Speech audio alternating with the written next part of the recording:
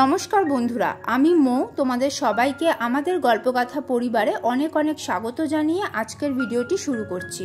বন্ধুরা, কিছুদিন আগেই আমাদের চ্যানেল থেকে জন্মাষ্টমী নিয়ে একটা ভিডিও শেয়ার করা হয়েছিল, যেখানে এই বছরের জন্মাষ্টমীর পূর্ণাঙ্গ সময়সূচি, জন্মাষ্টমী পালনের নিয়ম, উপোস এবং খাওয়া দাওয়া সংক্রান্ত নিয়ম, পারণের সময় পারণ বিধি, জন্মাষ্টমীর ব্রতকথা ইত্যাদি শেয়ার করেছিলাম। আই বাটন আর ডেসক্রিপশন বক্সে ওই ভিডিওর লিঙ্ক তোমরা পেয়ে যাবে। আজকের ভিডিওটিও জন্মাষ্টমী নিয়েই। জন্মাষ্টমীর দিন শ্রীকৃষ্ণকে কি কি নিবেদন করা উচিত, সুখ সৌভাগ্য বৃদ্ধির জন্য জন্মাষ্টমীর দিন করণীয় কিছু বিশেষ উপায় এবং জন্মাষ্টমীর পুজো সহজ ঘরোয়াভাবে করলে আমাদের কি কি উপকরণ লাগবে, সেই সব কিছু আজকের ভিডিওতে আমি শেয়ার করে নেব। চলো তাহলে ভিডিওটা শুরু করি। বন্ধুরা, এই বছরের জন্মাষ্টমীর সময়সূচি যদিও আগের ভিডিওতে আমি তোমাদের সঙ্গে শেয়ার করে নিয়েছিলাম, তবুও তোমাদের সুবিধার্থে আরও একবার আমি জন্মাষ্টমীর সময়সূচি বলে দিচ্ছি। স্মার্ত এবং গোস্বামী উভয় মতেই এই বছর অর্থাৎ ইংরাজি 2025 এবং বাংলা 1432 সালের জন্মাষ্টমী পালন করা হবে 16ই আগস্ট, বাংলায় 30শে শ্রাবণ শনিবার। অষ্টমী তিথি লাগবে আগের দিন অর্থাৎ 15ই আগস্ট, বাংলায় 29শে শ্রাবণ শুক্রবার রাত্রি 1:17 এবং তা স্থায়ী হবে শনিবার 16ই আগস্ট, বাংলায় 30শে শ্রাবণ রাত্রি 10:49 পর্যন্ত। জন্মাষ্টমীর পুজো সাধারণত মধ্যরাতে অর্থাৎ রাত 12টা নাগাদ করা হয়। 12টার একটু আগেই সব কিছু জোগাড় করে পুজোয় বসে যেতে পারলে ভালো হয়, কারণ তাহলে ঠিক রাত 12টা নাগাদ ছোট্ট গোপাল সোনা বা শ্রীকৃষ্ণের অভিষেক আমরা করে নিতে পারি, যেটা জন্মাষ্টমীর পুজোর সবথেকে গুরুত্বপূর্ণ অঙ্গ। এই বছর শনিবার অর্থাৎ 16ই আগস্ট, বাংলায় 30শে শ্রাবণ মধ্যরাতে জন্মাষ্টমীর পুজো করতে হবে। অষ্টমী তিথি যদিও রাত 10:49 ছেড়ে যাবে, কিন্তু সূর্যোদয় পাওয়ায় ওই দিনই অর্থাৎ শনিবারই অষ্টমী তিথি পালন করা হবে, আর তাই শনিবার মধ্যরাতে জন্মাষ্টমীর পুজো করতে কোনো অসুবিধে নেই। স্মার্ত এবং গোস্বামী উভয় মতেই এই বছরের জন্মাষ্টমীর পারণ সম্পন্ন করতে হবে 17ই আগস্ট, বাংলায় 31শে শ্রাবণ রবিবার সকাল 6:45 মধ্যে। সূর্যোদয়ের পরে পারণ প্রক্রিয়া শুরু করতে হয়। জন্মাষ্টমীর পারণ কিভাবে করতে হবে সেটা আগের ভিডিওতেই আমরা বলে রেখেছি, ডেসক্রিপশন বক্সে ওই ভিডিওর লিঙ্ক দেওয়া রইল। বন্ধুরা, আমাদের সনাতন হিন্দু ধর্মে জন্মাষ্টমী অত্যন্ত তাৎপর্যপূর্ণ একটি ধর্মীয় উৎসব। জন্মাষ্টমী শুধুমাত্র ভগবান শ্রী বিষ্ণুর অষ্টম অবতার শ্রীকৃষ্ণের জন্মতিথি নয়, এটি অশুভ শক্তির ওপর শুভ শক্তির জয়েরও প্রতীক। অত্যাচারী মহারাজ কংসকে বধ করে ধর্মকে প্রতিষ্ঠা করার জন্যই ভাদ্র মাসের কৃষ্ণা অষ্টমী তিথিতে এই পৃথিবীতে জন্মগ্রহণ করেছিলেন ভগবান শ্রীকৃষ্ণ। এই তিথিটি হল জন্মাষ্টমী বা কৃষ্ণ জন্মাষ্টমী। জন্মাষ্টমীর পবিত্র তিথিতে মনের ভক্তি এবং ভালোবাসা উজাড় করে নিষ্ঠা সহকারে ভগবান শ্রীকৃষ্ণের পুজো করলে সেই ব্যক্তি অসীম পুণ্য অর্জন করেন। জন্মাষ্টমীর দিন শ্রীকৃষ্ণ বা ছোট্ট গোপাল সোনার পুজো করলে ভক্তের সকল ইচ্ছে ভগবান পূরণ করেন, এমনটাই বিশ্বাস করা হয়। বন্ধুরা, জন্মাষ্টমীর দিন ছোট্ট লাড্ডু গোপাল বা শ্রীকৃষ্ণের পুজোর পাশাপাশি আমরা যদি বিশেষ কয়েকটি কাজ করে নিতে পারি, তাহলে আমাদের জীবনের বিভিন্ন ক্ষেত্রে যে বাধাগুলি রয়েছে সেগুলি সরতে শুরু করে এবং জীবনে সুখ সমৃদ্ধি এবং সৌভাগ্য আসতে শুরু করে। যেমন ধরো, জীবনে যদি বারবার বিভিন্ন ক্ষেত্রে বাধা আসে এবং সফলতা মুখ ঘুরিয়ে নেয়, তাহলে জন্মাষ্টমীর দিন একটি কলা গাছ লাগানো যায়। তবে শুধুমাত্র গাছ লাগালেই হবে না, খেয়াল রাখতে হবে সেই গাছে যখন প্রথম ফল ধরবে সেই ফল কাউকে দান করে দিতে হবে। এতে ভাগ্যের চাকা ঘুরতে শুরু করে, এমনটাই বিশ্বাস করা হয়। বিয়ের ক্ষেত্রে যদি বারবার বাধা আসে, তাহলে জন্মাষ্টমীর দিন একটি তুলসীর চারা লাগাতে হবে এবং তারপর যথাসাধ্য এর যত্ন করতে হবে। তুলসী গাছ যেমন যেমন বড় হবে এবং সবুজ হবে, বিবাহ ক্ষেত্রে বাধাও সেই মতো কাটতে থাকবে এবং বিবাহ যোগ তৈরি হবে। সন্তান লাভের ক্ষেত্রে বাধা বিঘ্ন দূর করার জন্য জন্মাষ্টমীর দিন বাছুর সহ গোমাতার বিগ্রহ বাড়িতে নিয়ে আসলে তার শুভ ফল প্রদান করে, এমনটাই মনে করা হয়। এইরকম গোমাতার বিগ্রহ তোমরা অনলাইনে পেয়ে যাবে অথবা বাজারে কাঁসা পিতলের দোকানে যেখানে ঠাকুরের বাসনকোসন বিক্রি হয় সেখানেও এরকম বিগ্রহ তোমরা পেয়ে যাবে। জন্মাষ্টমীর পুজোর সময় পঞ্চামৃত দিয়ে অভিষেক করে গোমাতারও পুজো করতে হবে এবং তারপর গোমাতাকে গোপাল সোনা বা শ্রীকৃষ্ণের কাছে রেখে রোজ ফুল নিবেদন করতে হবে এবং সন্তান লাভের প্রার্থনা জানাতে হবে। এতে অচিরেই শুভ ফল পাওয়া যায় বলে মনে করা হয়। ঋণ মুক্তির জন্য জন্মাষ্টমীর পুজোর সময় গোপাল সোনা বা শ্রীকৃষ্ণের কাছে একটা পান পাতা নিবেদন করতে হবে। জন্মাষ্টমীর পরের দিন ওই পান পাতাটা সরিয়ে নিয়ে তার উপরে লাল চন্দন বা সিঁদুর দিয়ে শ্রীং লিখে তোমাদের টাকা পয়সা রাখার জায়গায় ওই পান পাতাটা রেখে দেবে। এতে মা লক্ষ্মী অত্যন্ত প্রসন্ন হন এবং তাড়াতাড়ি ঋণ মুক্তি ঘটে এমনটাই মনে করা হয়। ব্যবসা ক্ষেত্রে উন্নতির জন্য জন্মাষ্টমীর দিন তুলসী গাছে লাল ওড়না নিবেদন করতে হবে এবং দুধ ও মধু একসাথে মিশিয়ে তুলসী গাছের গোড়ায় দিতে হবে। পারিবারিক কলহ বিবাদ থেকে মুক্তির জন্য জন্মাষ্টমীর দিন সন্ধেবেলা তুলসী গাছের গোড়ায় একটা ঘিয়ের প্রদীপ প্রজ্বলন করা অত্যন্ত শুভ বলে মনে করা হয়। এতে পরিবারের সদস্যদের মধ্যে সম্প্রীতি বৃদ্ধি পায়। বন্ধুরা, জন্মাষ্টমীর পুজোর সময় শ্রীকৃষ্ণ বা গোপাল সোনাকে কিছু ছোট ছোট জিনিস নিবেদন করলে আমাদের অনেক মনস্কামনা পূরণ হয় এবং অনেক সমস্যা থেকে আমরা মুক্তি পেতে পারি এমনটাই বিশ্বাস করা হয়। যেমন রূপোর বাঁশি। বাঁশি সুখ, সমৃদ্ধি এবং শান্তির প্রতীক। বাঁশির সুমিষ্ট সুরে সবাই আকৃষ্ট হয়। বাঁশি নেতিবাচকতা দূর করে। জন্মাষ্টমীর পুজোতে গোপাল সোনা বা শ্রীকৃষ্ণকে তোমরা একটা রূপোর বাঁশি নিবেদন করতে পারো। দাম্পত্য সমস্যা থাকলে পুজোর পরে ওই বাঁশি তোমরা বিছানার কাছে রেখে দিতে পারো। এছাড়াও গোপাল সোনা বা শ্রীকৃষ্ণকে বাঁশি নিবেদন করলে বাস্তুদোষ দূর হয় এমনটা বিশ্বাস করা হয়। ময়ূর পালক ছাড়া শ্রীকৃষ্ণকে আমরা কল্পনাও করতে পারি না। জন্মাষ্টমীর দিন শ্রীকৃষ্ণ বা লাড্ডু গোপালকে ময়ূর পালক নিবেদন করলে সংসারে সুখ সমৃদ্ধি আসে এবং বাড়ি থেকে নেগেটিভ এনার্জি দূর হয়ে যায় এমনটাই বিশ্বাস করা হয়। বন্ধুরা, জন্মাষ্টমীর পুজোর সময় যদি শ্রীকৃষ্ণ বা গোপাল সোনাকে হলুদ ফুল, হলুদ বস্ত্র, হলুদ ফল এবং হলুদ মিষ্টি নিবেদন করা যায় তাহলে হঠাৎ করে অর্থলাভের যোগ আসতে পারে এবং আমাদের আর্থিক উন্নতি হতে শুরু করে। এছাড়াও অনেকে বলেন যে নীল অপরাজিতা ফুল যদি শ্রীকৃষ্ণ বা গোপাল সোনাকে নিবেদন করা হয় তাহলে সাংসারিক সুখ, শান্তি এবং সমৃদ্ধি বৃদ্ধি পায় এবং জীবনে সাফল্য এবং খ্যাতি অর্জন করা যায়। বাড়ির ছোট্ট গোপাল সোনার জন্য যদি দোলনা আনার কথা ভাবো তাহলে কিন্তু জন্মাষ্টমী থেকে ভালো দিন আর পাবে না। এই দিন জন্মাষ্টমীর পুজো হয়ে যাওয়ার পর গোপালকে দোলনায় বসিয়ে যদি কিছুক্ষণ নিজের হাতে দুলিয়ে দেওয়া যায় তাহলে আমাদের বাড়ির ছোট্ট গোপাল সোনা কিন্তু খুব খুশি হয় আর এতে পারিবারিক সুখ সমৃদ্ধিও বৃদ্ধি পায় বলে বিশ্বাস করা হয়। বন্ধুরা, জন্মাষ্টমীর দিন তোমরা শ্রীকৃষ্ণ বা গোপাল সোনাকে মাখন মিছরির ভোগ অবশ্যই নিবেদন করার চেষ্টা করো। মাখন শ্রীকৃষ্ণের অত্যন্ত প্রিয় আর শোনা যায় ছোট্ট গোপালকে যশোদা মা মাখনের সঙ্গে মিছরি মিশিয়ে খেতে দিতেন, যেটা গোপাল সোনার খুব প্রিয় ছিল। রাধারানীর হাতে তৈরি মালপোয়া খেতে শ্রীকৃষ্ণ খুবই ভালোবাসতেন এমনটা শোনা যায়। তাই জন্মাষ্টমীর দিন তোমরা শ্রীকৃষ্ণকে বা গোপাল সোনাকে মালপোয়া নিবেদন করার চেষ্টা করো। এতে শ্রীকৃষ্ণ বা গোপাল সোনা অত্যন্ত তুষ্ট হন বলে মনে করা হয়। বন্ধুরা, এই বাংলা ক্যালেন্ডার অ্যাপ থেকে খুব সহজেই জানতে পারবেন কবে কোন পুজো, কবে পূর্ণিমা, অমাবস্যা, একাদশী, এমনকি কবে ব্যাংক ছুটি। আমি নিজেও ব্যক্তিগতভাবে এই অ্যাপটা ব্যবহার করি। সত্যি কথা বলতে খুবই কাজে লাগে। আপনারাও একবার ট্রাই করে দেখুন। ডেসক্রিপশনে লিঙ্কটা দিয়ে দিচ্ছি। বন্ধুরা, এতক্ষণ অবধি আমি তোমাদের সঙ্গে এই বছরের জন্মাষ্টমীর সময়সূচি, জন্মাষ্টমীর পুজো কখন করতে হবে, জন্মাষ্টমীর পারণ কখন করতে হবে, জন্মাষ্টমীর দিন করণীয় কিছু বিশেষ উপায় এবং জন্মাষ্টমীর পুজোর সময় শ্রীকৃষ্ণ বা গোপাল সোনাকে কী কী বিশেষ জিনিস আমরা নিবেদন করতে পারি সেই সব কিছু শেয়ার করে নিলাম। সহজ ঘরোয়াভাবে জন্মাষ্টমীর পুজো করতে আমাদের কি কি উপকরণ সামগ্রী লাগবে তার একটা লিস্ট এবার আমি তোমাদের সঙ্গে শেয়ার করে নিচ্ছি।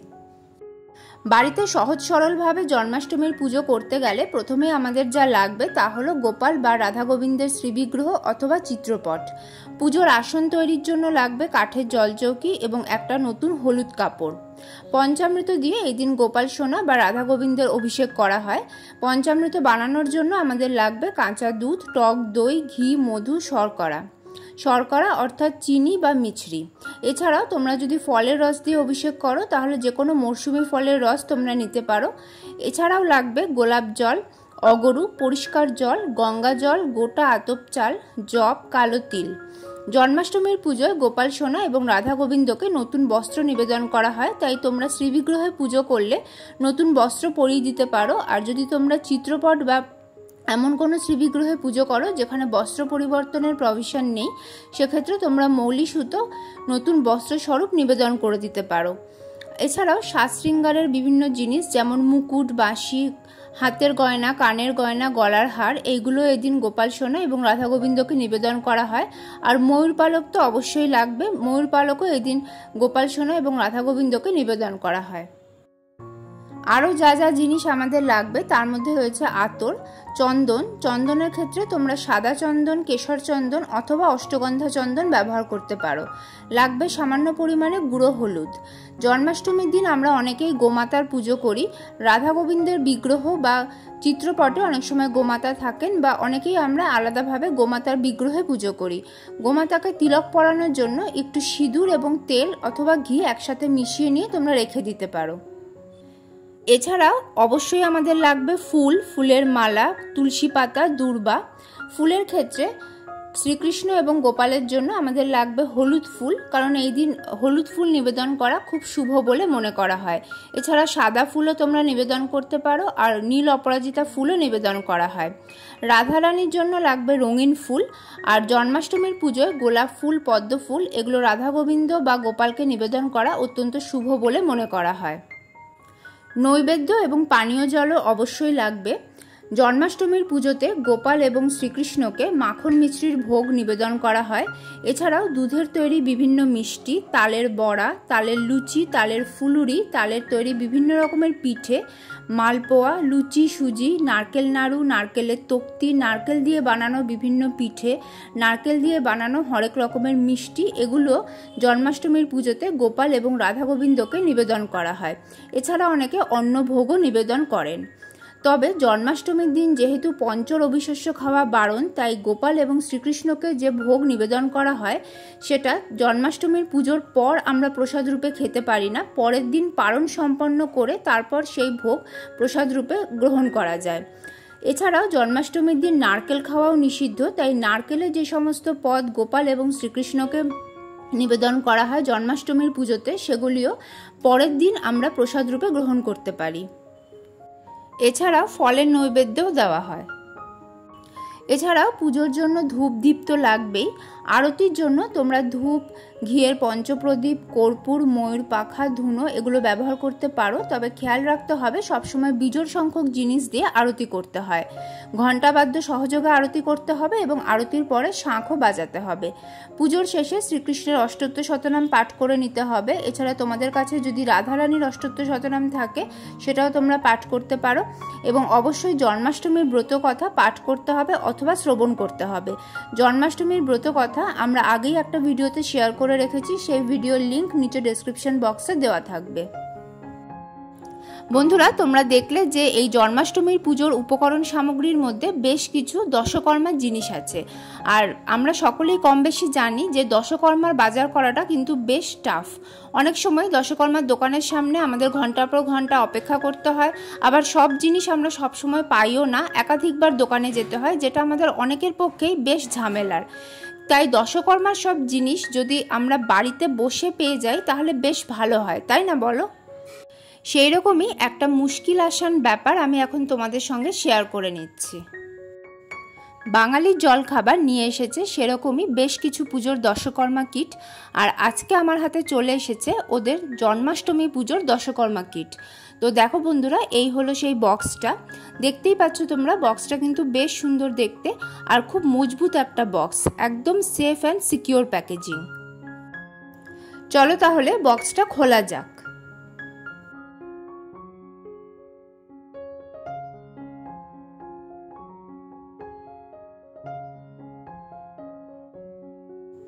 দেখো বন্ধুরা, ভিতরে কিন্তু অনেক কিছু রয়েছে। প্রথমেই আমরা পেয়ে যাচ্ছি গোপাল সোনার এই সুন্দর চিত্রপটটি। তো বন্ধুরা, তোমাদের যাদের বাড়িতে গোপাল সোনার শ্রীবিগ্রহ নেই অথবা চিত্রপটও নেই, কিন্তু তোমরা জন্মাষ্টমীর দিন গোপাল সোনার পুজো করতে চাও, তাদের কিন্তু এটা কাজে লেগে যাবে। গোপাল সোনার চিত্রপট ছাড়াও বক্সের ভিতরে রয়েছে আরও অনেক জিনিস। চলো দেখে নিই কি কি পাচ্ছি আমরা এর ভিতরে। বক্সের ভিতর থেকে আমি জিনিসগুলো এক এক করে বার করে নিচ্ছি যাতে তোমাদের দেখতে সুবিধা হয়।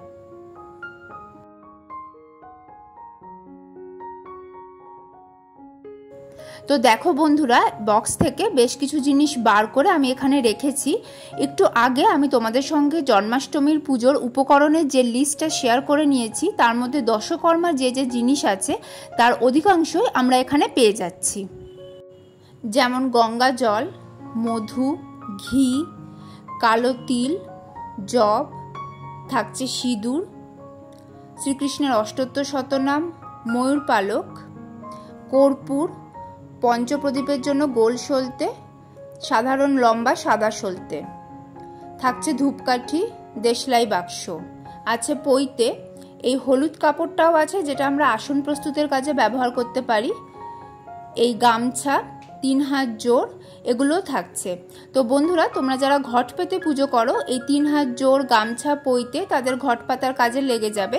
আর যারা তোমরা সহজ ঘরোয়াভাবে পুজো করো, তারা এই গামছাটা ঠাকুরের স্নানবিধির কাজে লাগিয়ে নিতে পারো। 3 হাত জোড় তোমরা বস্ত্রস্বরূপ নিবেদন করে দিতে পারবে। আর 2টো পইতে তোমরা রেখেও দিতে পারো, বা একটা পইতে শ্রীকৃষ্ণকে নিবেদনও করতে পারো, কারণ শ্রীকৃষ্ণ হলেন ভগবান বিষ্ণুর অষ্টম অবতার এবং নারায়ণ পুজোতে আমরা পইতে নিবেদন করি। এছাড়াও নারকেল ছোবড়া আর ধুনো পাউডারও ওনারা দিয়েছেন। বন্ধুরা, এতক্ষণ যেগুলো দেখালাম শুধুমাত্র সেগুলোই নয়, এই দশকর্মার কিটে কিন্তু আরও অনেক জিনিস রয়েছে। যারা তোমরা পুরোহিত ডেকে ঘট পেতে জন্মাষ্টমীর পুজো করো বা নিজেরাই ঘট পেতে জন্মাষ্টমীর পুজো করো, তাদের জন্য বেশ কিছু জিনিস এই দশকর্মার কিটে দেওয়া আছে। যেমন এখানে দেওয়া আছে তীরকাঠি, সাদা সুতো, পঞ্চশস্য, পঞ্চরত্ন, পঞ্চগুড়ি, রয়েছে ধান, মধুপর্কের বাটি, আসনাঙ্গুরীয়, গোময় এবং গোচনা, আছে হরিতকি, সিদ্ধিপাতা, সুপারি, ঘটের চাঁদমালা, এছাড়াও রয়েছে খড়িমাটি, গঙ্গামাটি এবং লালচেলি। তাহলে বন্ধুরা, তোমরা দেখলে তো যে জন্মাষ্টমী পুজোর দশকর্মার প্রায় সব উপকরণই এই বক্সে তোমরা পেয়ে যাচ্ছ, সে ঘট পেতে পুজোই হোক বা ঘট ছাড়া সহজ সরলভাবে পুজো। আর সবথেকে ভালো ব্যাপার কি বলো তো, শুধুমাত্র কলকাতায় নয়, কলকাতার বাইরে, ওয়েস্ট বেঙ্গলের বাইরে, এমনকি ভারতের বাইরেও কিন্তু এই বক্সটা তোমরা পেয়ে যাবে। নিশ্চয়ই ভাবছো যে কিভাবে এই বক্সটা তোমরা পাবে। এটা অনলাইনে পাওয়া যায়, অ্যামাজন আর ফ্লিপকার্টে তোমরা এই বক্সটা পেয়ে যাবে। এছাড়াও যারা ভারতের বাইরে থাকো, তারা ইটসি আর ইবে থেকে এই বক্সটা অর্ডার করতে পারো। যাবতীয় লিঙ্ক আমি ডেসক্রিপশন বক্সে দিয়ে রাখবো। এছাড়াও এনাদের ইনস্টাগ্রাম পেজের লিঙ্কও ডেসক্রিপশন বক্সে দেওয়া থাকবে। যদি তোমাদের আরও কোনো কোয়ারি থাকে, তোমরা ওনাদের সঙ্গে সরাসরি যোগাযোগ করে নিতে পারো। ব্যক্তিগতভাবে আমার এই বক্সটা খুব পছন্দ হয়েছে, কারণ দশকর্মার দোকানের সামনে ঘন্টার পর ঘন্টা লাইন না দিয়েও যখন সমস্ত জিনিস বাড়িতে বসে পাওয়া যাচ্ছে, তখন তার থেকে ভালো আর কী বা হতে পারে। আর পুজোর উপকরণ সামগ্রী জোগাড়ের চিন্তা যখন এতটাই কমে যায়, তখন পুরো পুজোটা কিন্তু খুব নিশ্চিন্তে আর খুব সুন্দরভাবে করা যায়। তোমরা যারা যারা এই বক্সটা নিতে চাও, তারা দেরি না করে চটপট অর্ডার করে দাও।